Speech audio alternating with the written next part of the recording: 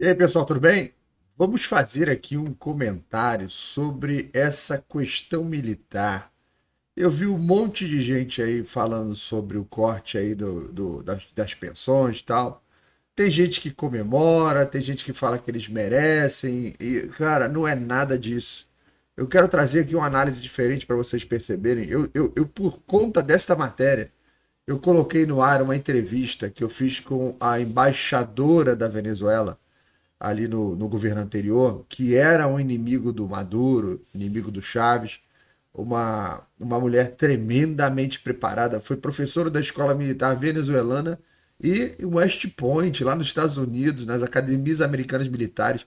A mulher deu aula lá na formação de militar americano. Então, ela tem uma longa carreira e acompanhou como que foi a queda das Forças Armadas da Venezuela, de uma força operacional, para ser hoje braço de tráfico de drogas e completamente fiel ao governo. Como que aconteceu essa mudança?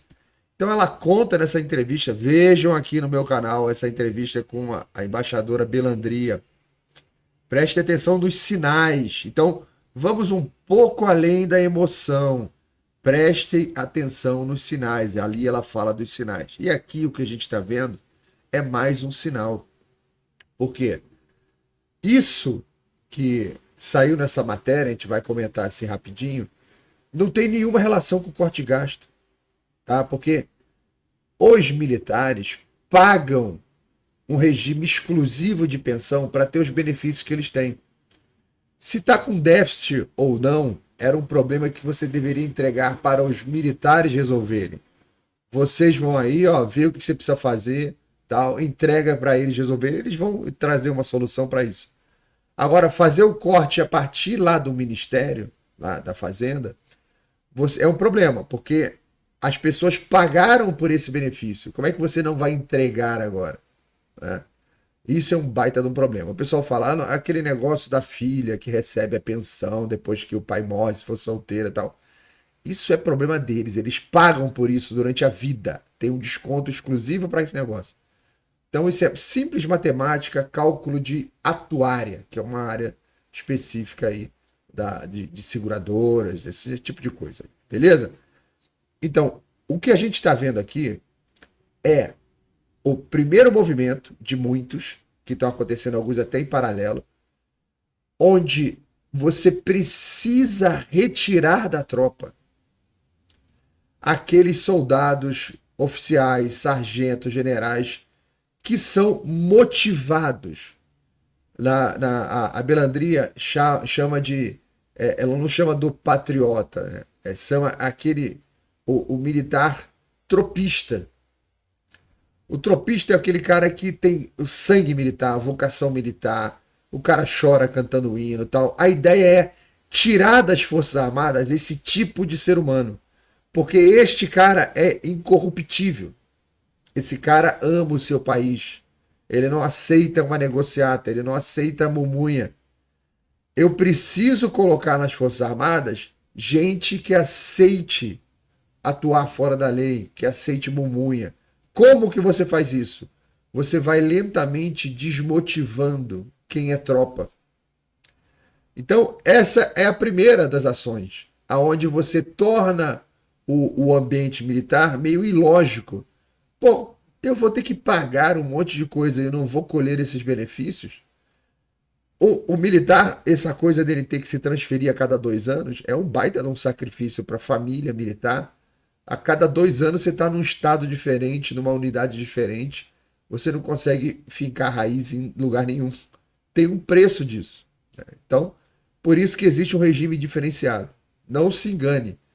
Em 1870 foi aonde surgiu o Deodoro para a oficialidade, a soldadesca toda, porque ele entrou numa discussão junto com Sena Madureira, que era um outro coronel, em cima de aposentadoria. Estava acontecendo em 1870 uma reforma da Previdência, em 1870.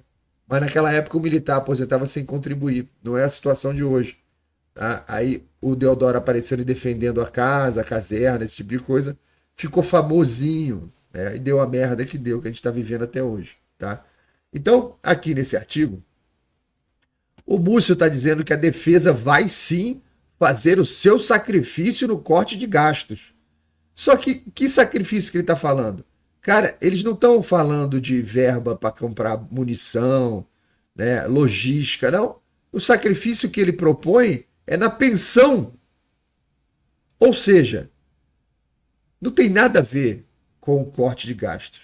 É direto na questão pessoal da força. Então, se você está triste, feliz, insatisfeito, decepcionado com as Forças Armadas, não importa agora, tá? Aqui você tem que ver os sinais das coisas que estão acontecendo. Eles podiam ter feito N tipos de corte de despesa, mas não, eles foram direto naquilo que vai desmotivar a tropa, né? Então o Múcio lá, ministro da Defesa, disse, foi na quarta-feira, que o Ministério vai dar o exemplo. Eles vão para o sacrifício de entrar no pacote de corte de gasto, tá? Só que a pensão não é um gasto. Isso não é um dinheiro que sai do governo a troco de nada. Teve contribuição. Ah, mas tem um déficit? Ok, tem um déficit. Você vai e cria uma cota extra lá para os militares cobrirem o déficit da pensão que eles estão pagando. Mas você não vai lá e corta, tá, o que já está sendo pago há tanto tempo, o que já é até uma tradição na força. Então, quando o Múcio vem e fala assim, nós vamos dar o exemplo, nós vamos para o sacrifício. Quem é você, cara? Tu é militar? Tu é general? Você é coronel? Quem é você? Você é um nada nas Forças Armadas. Você é só um cargo político. E você vai ver a história do Múcio. Galera, olha aqui, ó. O Múcio está na política desde 1966. Ele já estava na arena. 1966, esse cara já era político. Foi deputado um monte de vezes, participou de várias coisas no governo do PT, tá? Vem lá de Pernambuco. Então, é um cara que está metido na política aí há muito tempo. Não tem nada a ver com defesa, não tem nada a ver com Forças Armadas. Então, quando ele chega e fala que a defesa vai fazer o seu sacrifício, né? Nós vamos fazer. Nós quem, meu amigo? Você não contribui para essa porra, você não recebe pensão de lá. Porra, presta atenção, meu. Então, na mesma sequência, não esqueçamos que o Lula disse este ano, olha como é que é um governo mentiroso, cara. Este ano, nem passa pela minha cabeça alterar a pensão e a aposentadoria de militares, diz o Lula. Aí, ó, passa 2 meses. Cara, é assim, a palavra desses caras aí, a palavra desse sujeito vale merda nenhuma, cara. Vale o que neném coloca na fralda. Não faça acordo com essa turma. Não faça nada com essa turma. Você viu o caso aí do, do, do Cid, né? Faz um acordo de delação, aí os caras querem mais. Ah, vamos anular o acordo anterior. Só que o que está acontecendo isso aqui? Teve 2 casos, 2 eventos dessa semana que dá pra gente um pouco da temperatura que está dentro da caserna, tá? Uma temperatura foi essa que se tornou público aí, né? Essa informação sobre o diálogo que acontecia com os militares ali.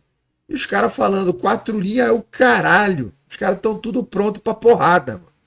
Então tem uma parcela enorme aí das Forças Armadas que tá olhando tudo isso aí, tá puta pra cacete. Tá muito puto, né? Isso lá no baixo clero, lá da tropa, né? Da soldadesca, tenente, capitães, até nível coronel. Nível general, a galera já é mais apaziguadora, mais tranquila. É a galera que tá segurando tudo aí há muito tempo, né? Mas agora os caras foram lá mexer na vida desses caras aí. Aí o que está acontecendo? Nesta semana também me sai esse, eu vou botar para vocês ouvirem aqui, um discurso que saiu do Mourão, tá? Esquece o Mourão, tá? Esquece a trajetória do Mourão, esquece tudo que você viu do Mourão aí ao longo do tempo. E o que eu preciso que vocês vejam aqui nesse vídeo que ele vai falar é o seguinte. Isso dá a temperatura do alto comando. Ele está falando aqui sobre algo que ele está querendo criticar, comentar. Preste atenção, gente, nos sinais. Isso aqui dá uma temperatura do alto comando. Aí você fala assim, tá, mas o alto comando não vai fazer nada.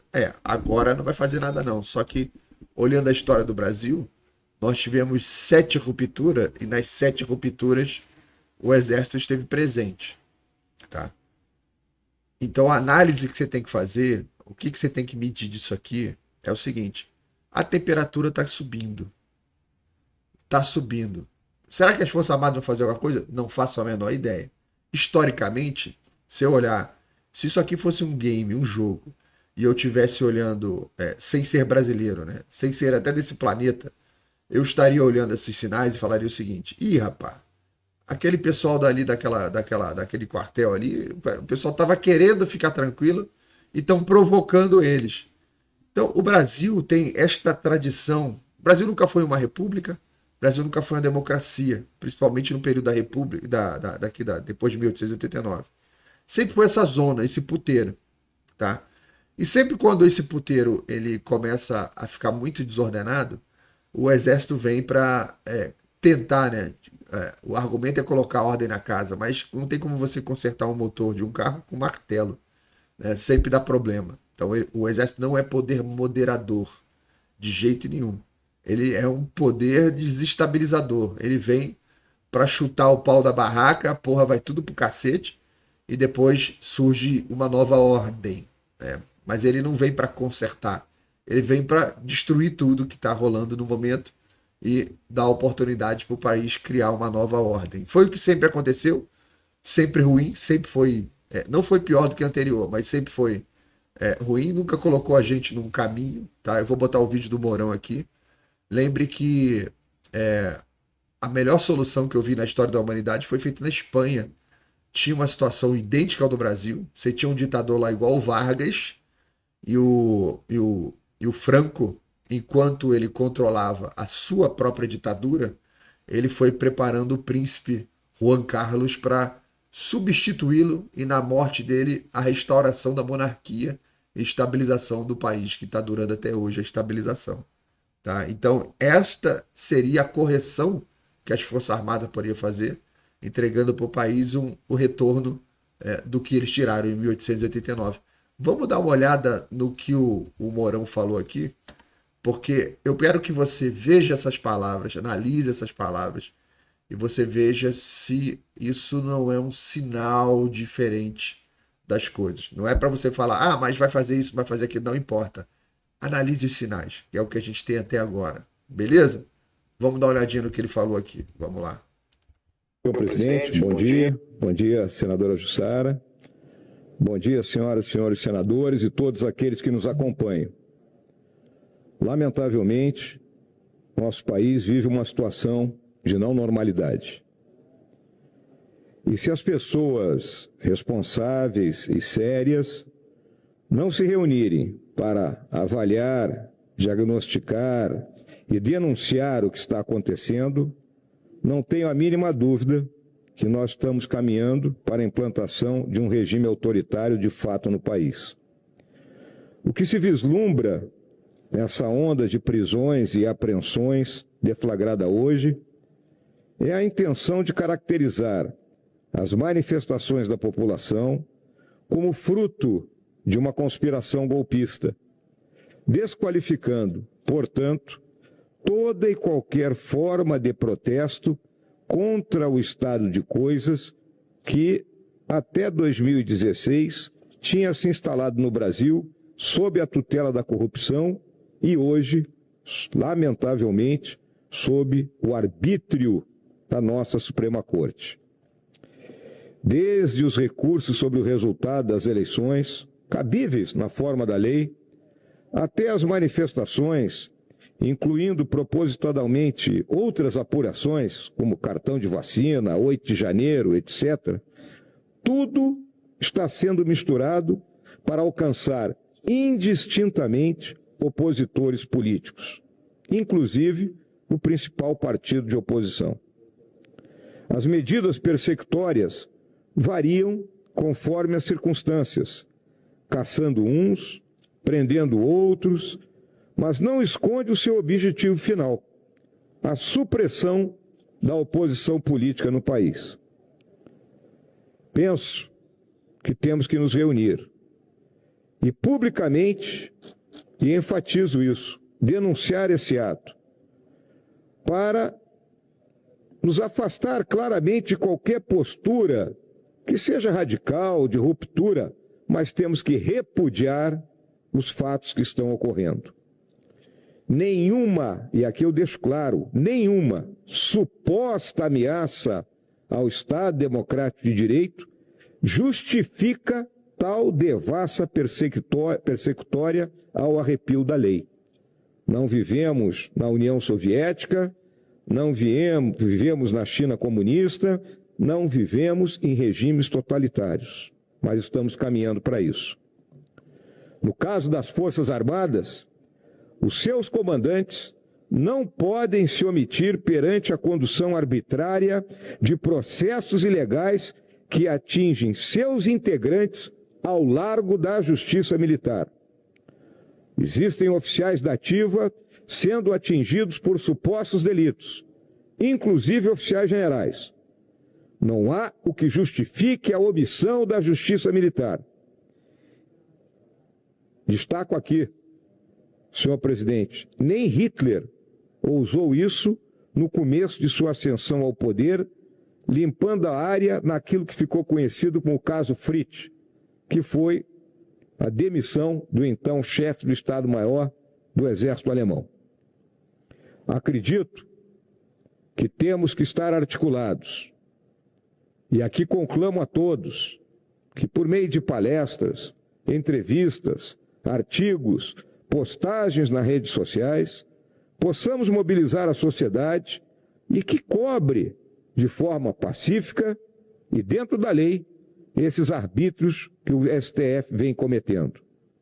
Que, na verdade, lamentavelmente, a Suprema Corte se torna instrumento das oligarquias regionais que querem subjugar o país ao seu jogo de corrupção, e no qual o Partido dos Trabalhadores, com todo o seu histrionismo, não passa de uma fachada para que os verdadeiros donos do poder façam o que querem e bem entendem. Se analisarmos a história do Brasil, é quase uma volta a 1922, uma revanche histórica das oligarquias contra tudo que as desafiou naquele momento. É extremamente preocupante, uma vez que a mera observação da precipitação dos acontecimentos, cada vez mais traumáticos, indica a possibilidade lamentável de um confronto de gravíssimas consequências. Perseguem-se homens de honra que dedicaram sua vida ao serviço da pátria, ao mesmo tempo em que corruptos são aquinhoados com o perdão de suas dívidas e a bandidagem que massacra a nossa população está livre nas ruas. Era isso, senhor presidente. Muito bem. Então, eu quero que, mais uma vez, vocês vejam os sinais, tá? Os sinais do que foi dito aqui, né? Os sinais do que estão acontecendo. Porque você viu o Mourão chamando o alto comando para fazer alguma coisa. Estão atacando aí militares de honra, pessoas de honra, estão atacando a população, libertando bandidos, tá? Perdoando a dívida dos corruptos e deixando o suprassumo da criminalidade solta nas ruas, perseguindo a população. Então, isso quem está falando é o Mourão, que nunca falou nada desse tipo de coisa, tá? Sempre foi moita pra caralho. Sempre foi nossa reclamação de que ou ele atrapalhava ou ele ajudava o inimigo. E agora mudou de postura completamente. Você está vendo aí, ele está chamando o alto comando para olhar essa situação com um pouco mais de cuidado e carinho. Ele fala, façam palestras, façam posts nas redes sociais, enquanto existir, né? E quando tiver a possibilidade. Para que mude essas coisas, né? Tudo mude e volte ao normal. Mas e se não mudar? Que força tem a população? Que instrumentos tem a população, né? Para poder mudar esse fato? Nenhuma. Então, como as Forças Armadas já fizeram isso 7 vezes, E o Mourão está dizendo, ó, retornamos a 22, onde as oligarquias se vingaram. Ou seja, ele falou também, PT e STF são marionetes dos donos do poder. Que a gente sabe. Tem gente por trás disso tudo aí. Então, ele está ali chamando os seus amigos, seus companheiros ali de caserna, para prestarem atenção no que está acontecendo em volta. Por quê? No momento em que ficar, tá? Isso é muito sério, gente. No momento em que ficar muito claro e que não existe a menor possibilidade de reação popular, nem política, para reverter esse quadro de situação, só resta para o brasileiro as Forças Armadas. Mas eles não vão fazer nada, é o que o pessoal fala. Gente, é a história se repetindo. Mais uma vez, a gente caminha para uma ruptura. E a ruptura não é o mais importante. O mais importante é, nas outras 7 vezes, quando aconteceu a ruptura, somente na primeira vez, que foi lá em 1822, o sentido que foi dado depois da ruptura foi de construção de uma estabilidade, com a Constituição de 1824, trazendo liberdade e um ordenamento social, tá, completo para que o país pudesse crescer. Aí vem Pedro II e consegue dar mais estabilidade ainda, e o país passa 59 anos de uma tranquilidade como nunca teve. Tá? E depois vem a República, e sempre depois da ruptura, que foi a segunda, a terceira, a quarta, a quinta, por aí vai, sempre o que veio depois foi uma construção de vingança, uma construção de tomada de poder, uma construção de garantia de mumunha, de mamata. Por isso que a gente está nessa sequência até hoje. O que tem que mudar é o que vem depois da ruptura. O que nós faremos depois de prender essa turma toda aí que está fazendo o que estão fazendo? Só tem uma coisa que a gente pode fazer, tá? Adotar a Constituição Libertadora que já está escrita, adotar voto distrital puro, adotar recall de mandato, contagem pública de votos, e o resto vai se arrumar sozinho. A partir do momento em que a gente coloca no controle da coisa pública pessoas de bem, a coisa vai se ajustar sozinha. Mas para isso acontecer, o processo de seleção precisa ser positivo. O processo eleitoral precisa ser aquele que garanta que a cada volta da máquina, o ser humano que entra ali seja melhor que o anterior. Isso só será possível se o que vier depois da ruptura seja diferente de tudo que foi feito para trás. E é o único documento que existe até hoje e que traz todas as regras para que isso se torne um ciclo positivo é a Constituição Libertadora, já escrita pelo príncipe Luiz Felipe de Orleans e Bragança. Está disponível aí para você comprar na Amazon, nas livrarias. Dê uma lida, dê uma olhada. Ali está o conjunto de regras baseado no que o melhor o mundo fez para que o Brasil, ao sair desse momento, ele ingresse numa nova fase completamente diferente. Tá bom, pessoal? Obrigado aí, você que chegou até o fim aqui. Não se esqueça de curtir, não se esqueça de compartilhar. Veja a sua inscrição aí do canal. A gente está em viagem, por isso que a coisa está meio precária aqui. Não tem estúdio, estou fora do estúdio. Tá bom? E a gente se vê aí no próximo vídeo. Um beijo, fica com Deus e não se esqueça de tornar-se membro aqui do canal. Ajuda com o Pix, bilheteriadocirco@gmail.com. Tem um monte de jeito aí que você pode estar ajudando o palhaço. Fica à vontade. Um beijo e até a próxima. Valeu, gente.